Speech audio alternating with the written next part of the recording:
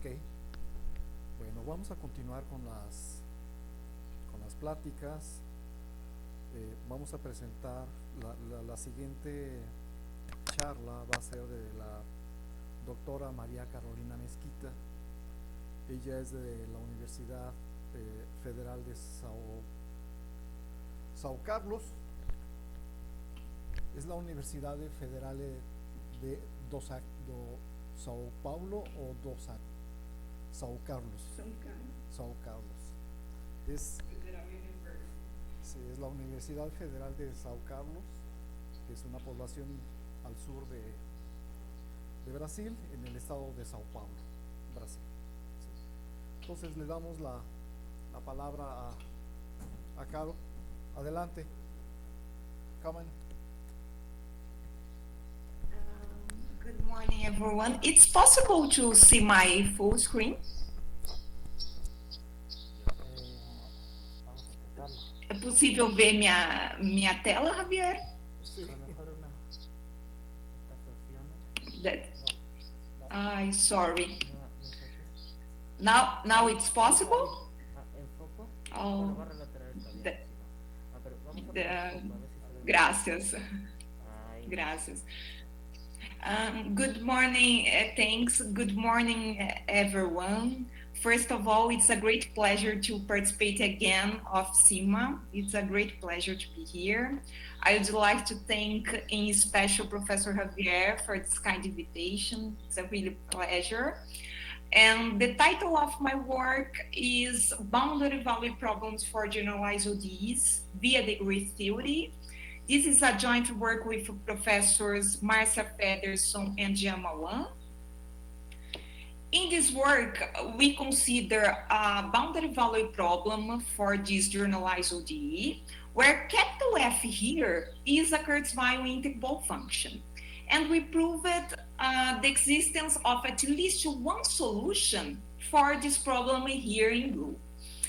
The great advantage when we are working with the Kurzweil integral is that it encompasses many types of integrals, such as Riemann integral, Lebesgue integral, and others. Therefore, when we are working with the Kurzweil integral, we are in much more general, in a much more general environment, okay? In a second moment, using the correspondence between the solutions of a generalized ODEs in the left side here and the solutions of impulsive differential equations, we apply our results that we obtained here to impulsive differential equations when F here in the right-hand side of this equation here is Hausdorff-Kurzweil integral. There are many papers in the literature dealing with the existence of boundary value problems for differential equations, but most of them, they are considering here F in the right-hand side as a continuous function, as a piecewise continuous function. And in our case, we just need to assume that F is Hausdorff-Kurzweil integral. This means that in our case, F here can have many points of discontinuities. F can have a high oscillation, okay? In this sense, our work generalizes many results presented in the literature, okay? So let's start talking about the Kurzweil integral. So let's see. To define the Kurzweil integral, we need to define previously these two definitions. So let's see about. Here, we need to consider T a positive number. A tiny division like that of this interval is a partition like that, such that tau j belongs to this compact interval tau j minus 1, tau j for every j. Note that here, tau j is called tags of this interval 0t. This is the first definition. Let's see the second one.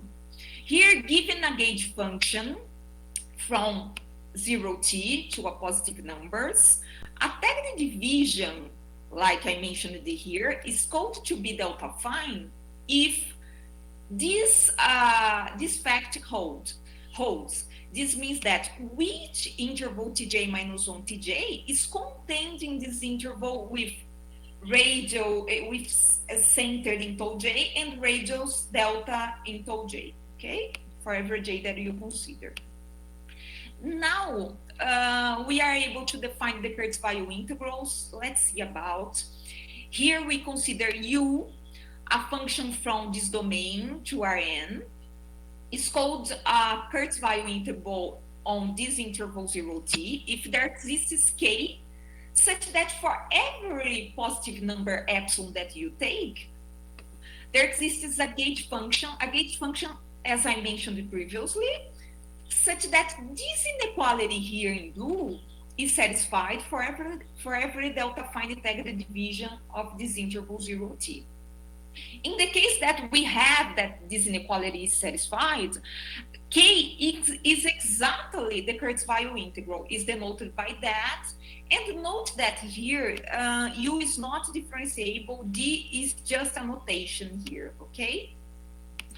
So let's continue.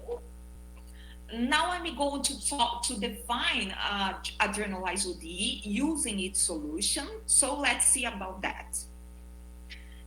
We need to consider here O an open set and f a function like that.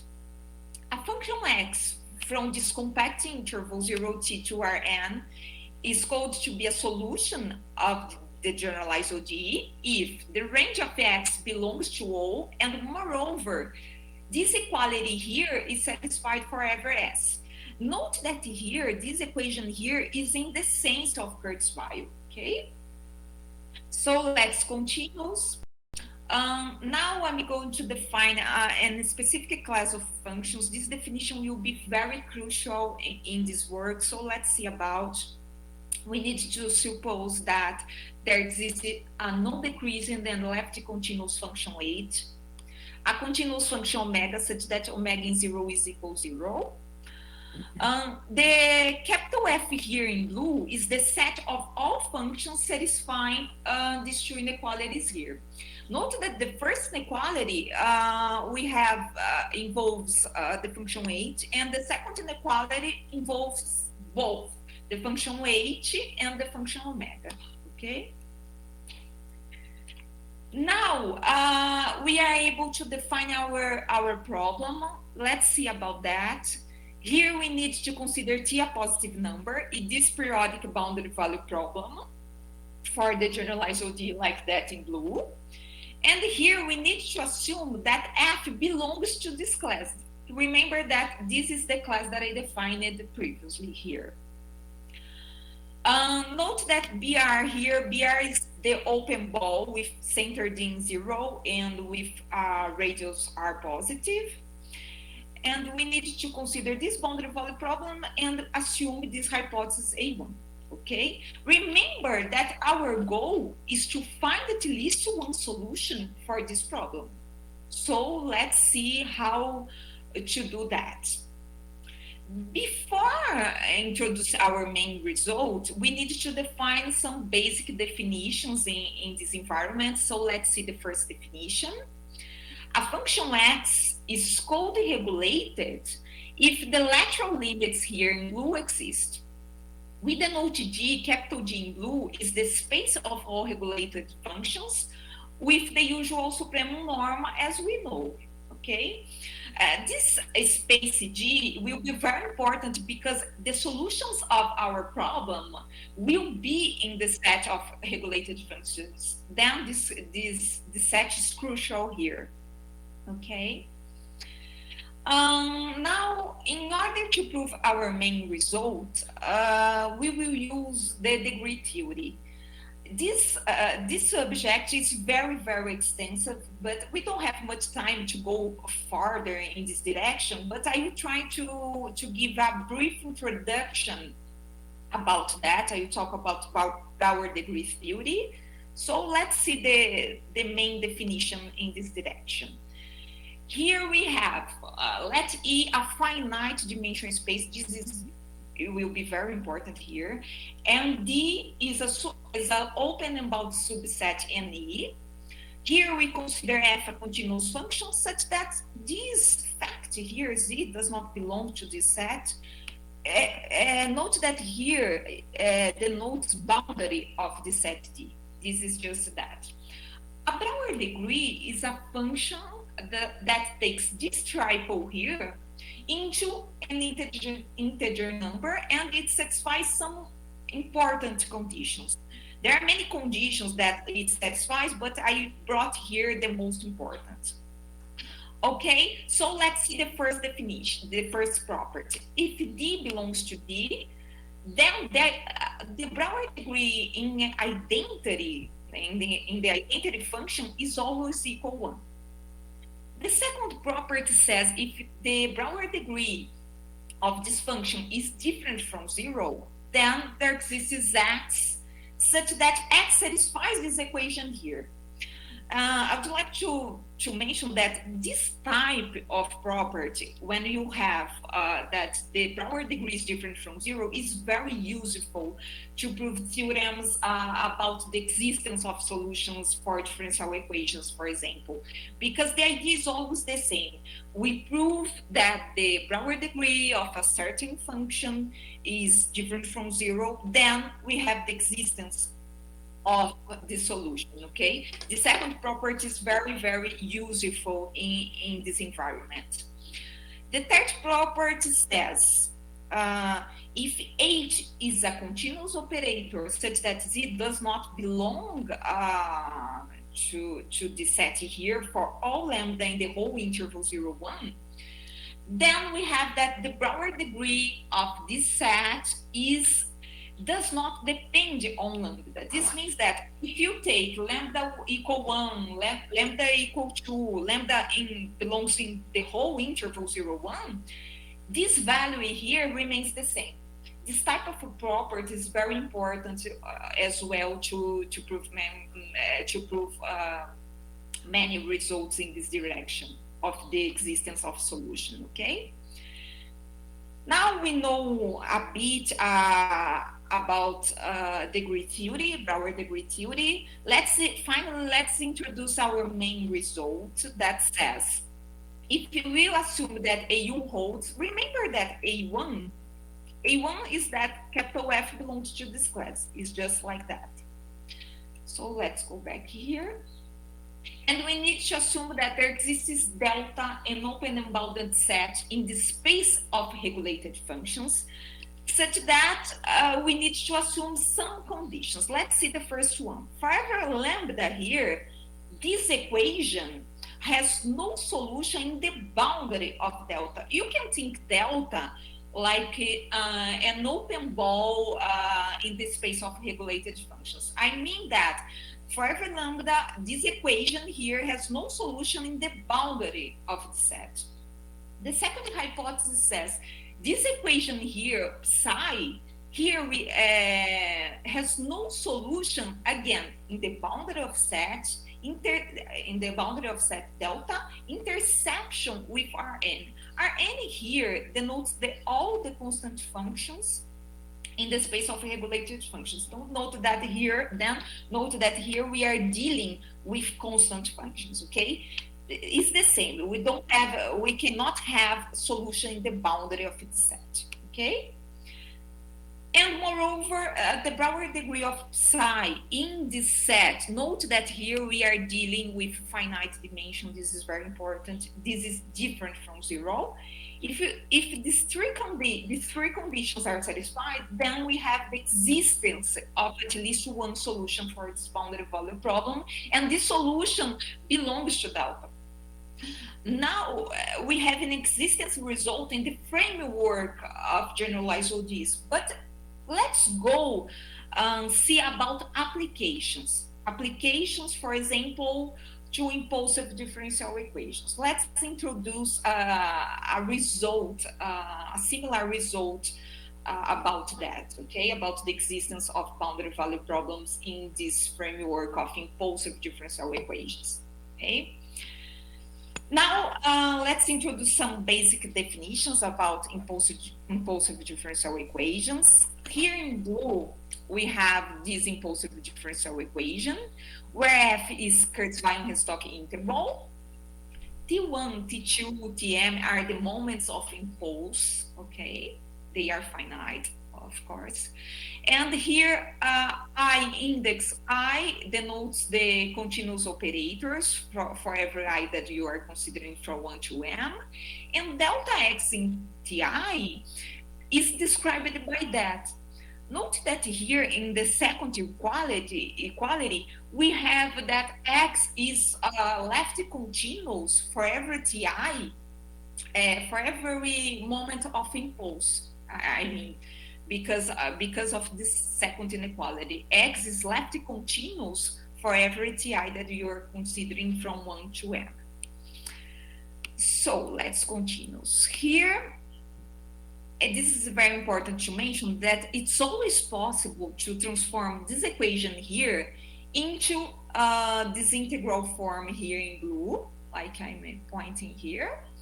And note that capital H here is the Heaviside function and is defined like that, is equal 0 if t is less or equal to Ti, and equal 1 if t is greater than Ti.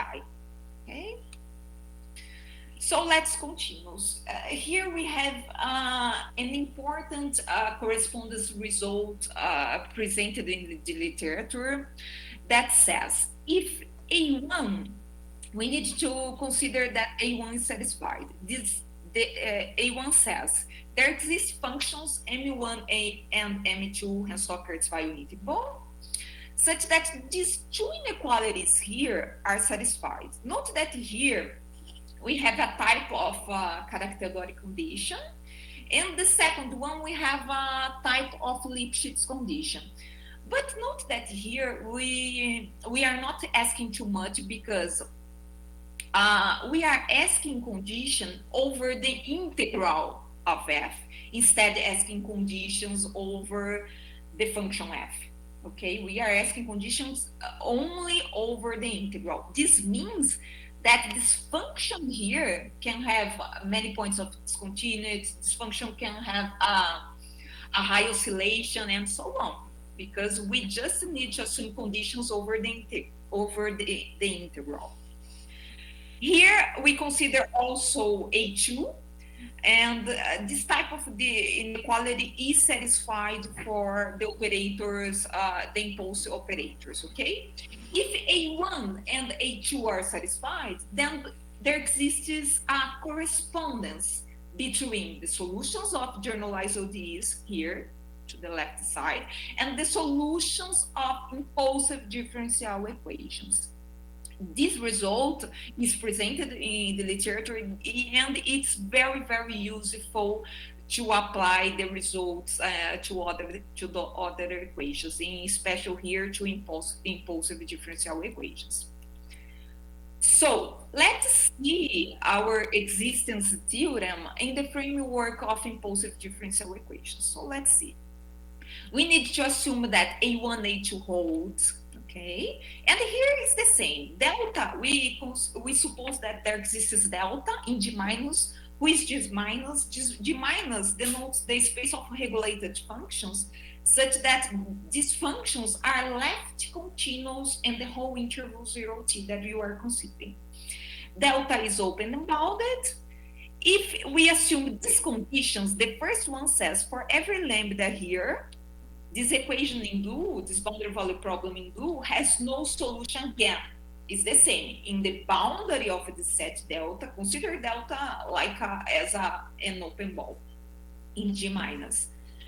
And moreover, this equation here has no solution in the boundary of the set. Interception Rn is the same. Rn here denotes the constant functions in the regulated function, in the space of regulated functions.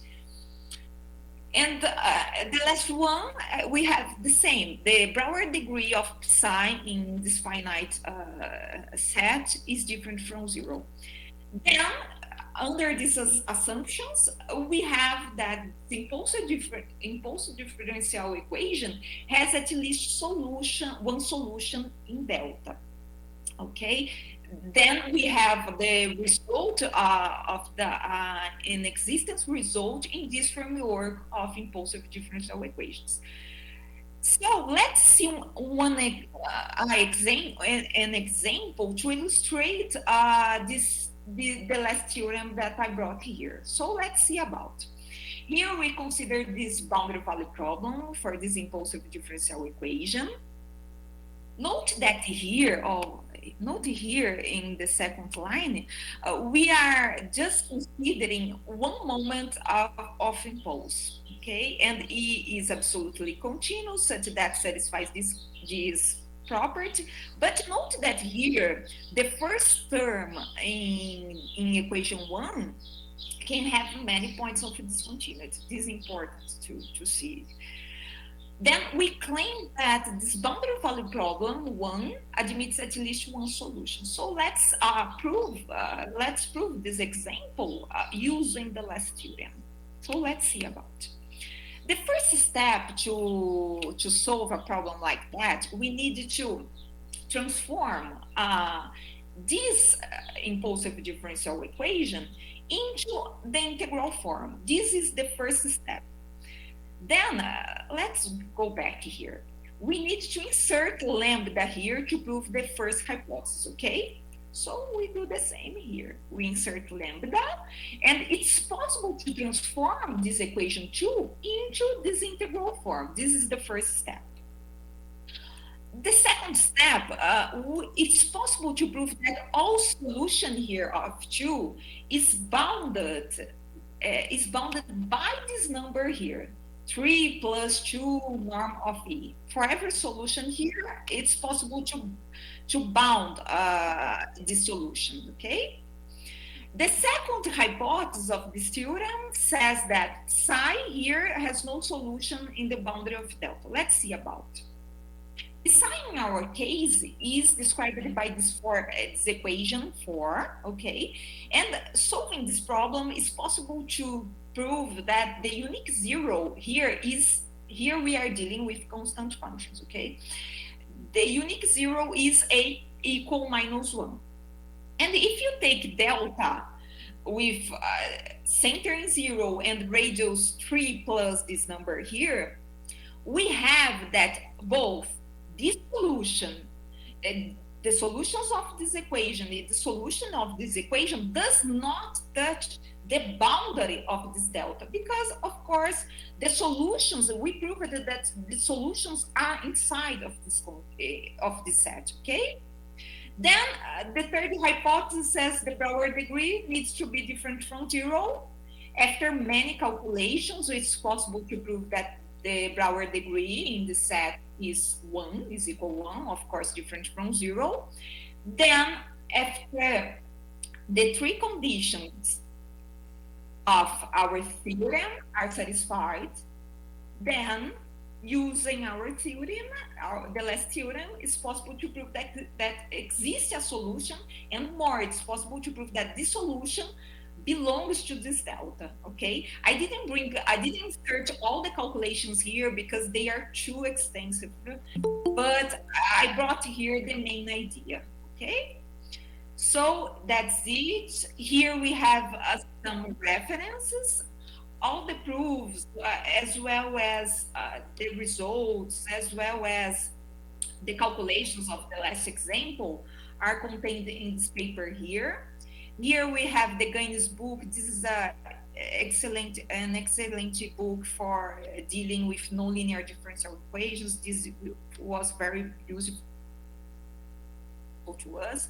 And the Schwab's book that deals with generalizods. Thank you very much for your attention. Muchas gracias. Thanks. Thank you very much. And thank you, Javier. Any questions? Preguntas? Comentarios? I have a question. Hi, Juan. Good morning, and thank you for your nice talk. Thanks, Juan. I would how this I don't know how the degree of how does it how can one calculate this parameter? How is you mean how is calculated the Brouwer degree in the Yes. in the last example one? Let's see here. Let's go back here. Juan, thanks for your question. Here we are dealing psi here. In this case, psi, we are dealing A like constant functions. In this case, when we solve this equation here in form, it's possible to consider the cases where A is positive and A is negative. In these cases, psi has a derivative. In the case that psi is a differentiable function, I mean, that we have a specifically formula to calculate the degree, like a sum of psi of x, where x belongs to the inverse of the image of the inverse of range of psi in 0.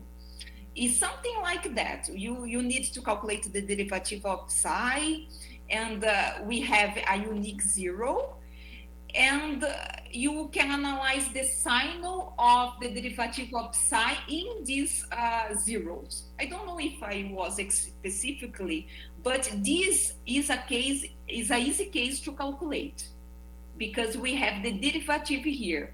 But when we don't have this derivative, this gets very, very, very difficult to calculate these things. I don't know if I was specifically. So far I know. But sorry. Yeah, thank you. Thank you. Okay. But did I answer your question? Yes, of course. I will read a little about.